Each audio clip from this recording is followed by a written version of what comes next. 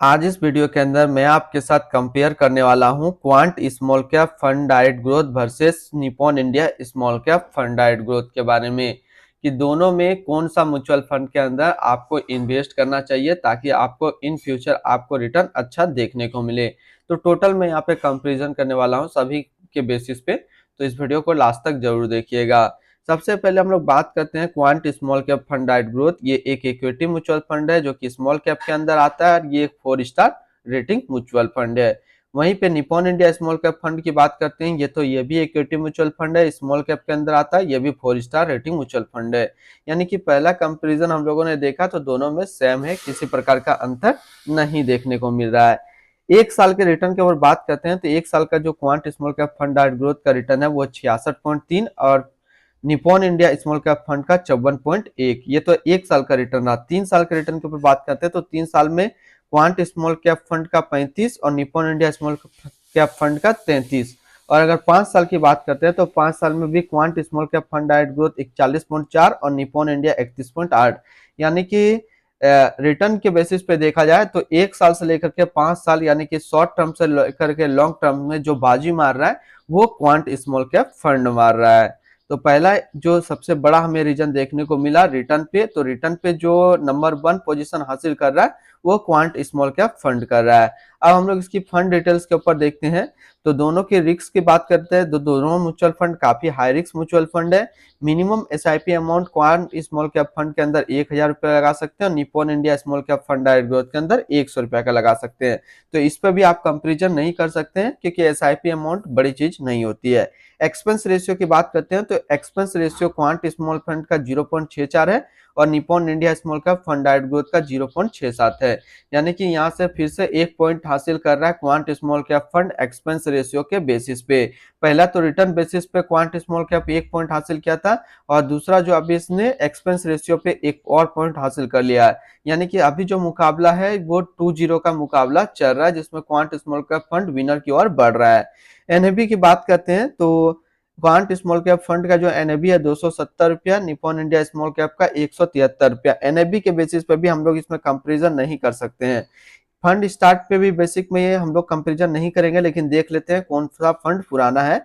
तो quant small cap 7 जनवरी 2013 को start हुआ था और निप्पॉन इंडिया स्मॉल कैप 31 दिसंबर 2012 को। यानी कि अप्रोक्स देखा जाए तो 1 महीने से कम का अंतर है दोनों म्यूचुअल फंड का स्टार्ट होने में। फंड साइज की बात करते हैं तो क्वांट स्मॉल कैप फंड का जो फंड साइज है 20,164 करोड़ है और निप्पॉन इंडिया का 50,423 करोड़ है।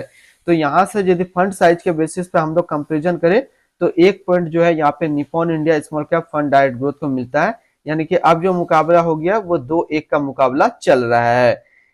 एग्जिट लोड की बात कर लेते हैं। अगर आप इन्वेस्ट किया हुआ पैसा 1 साल के अंदर निकालेंगे तो फिर आपको 1% का एग्जिट लोड देना होगा क्वांट स्मॉल कैप फंड का, और निप्पॉन इंडिया का भी सेम ही है एग्जिट लोड। यानी कि इसमें भी कंपेरिजन नहीं कर सकते हैं, दोनों का एग्जिट लोड सेम है। अब हम लोग रिटर्न्स की बात कर लेते हैं तो रिटर्न्स तो हम लोगों ने पहले भी देख चुका है, लेकिन एक बार और देख लेते हैं ताकि माइंड में घूमते रहे।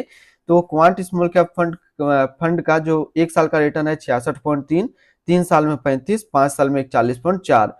वहीं पे निप्पॉन इंडिया का 1 साल में 54.1, 3 साल में 33.5 और 5 साल में 31.8। यानी कि हमेशा क्वांट स्मॉल कैप फंड से भी कम रिटर्न यहाँ पे दे रहा है। अब हम लोग बात कर लेते हैं इसकी टॉप होल्डिंग के ऊपर में। तो टॉप 10 होल्डिंग यदि हम लोग देखेंगे तो दोनों का टॉप 10 होल्डिंग में जो है पहला देखते हैं क्वांट स्मॉल कैप फंड का तो Reliance industrial limited, Jio financial limited, IRB infrastructure developers limited, Hindustan copper limited, RBL bank limited, Bikaji food international limited, national aluminium limited, Aegis logistic limited. वहीं पे Nippon India small cap fund का जो top 10 holding है वो है tube investment of India, HDFC bank limited, बोल्टमन transformer limited, Apar industrial limited, multi community exchange of India, Bharat heavy electricals limited, एलेंटस bank India limited and state bank of India. तो इन दोनों का टॉप 10 होल्डिंग में देखिए तो आज के डेट में जो सबसे अच्छा कर रहा है वो क्वांट स्मॉल कैप फंड का जो है टॉप 10 स्टॉक होल्डिंग ज्यादा अच्छा परफॉर्म कर रहा है।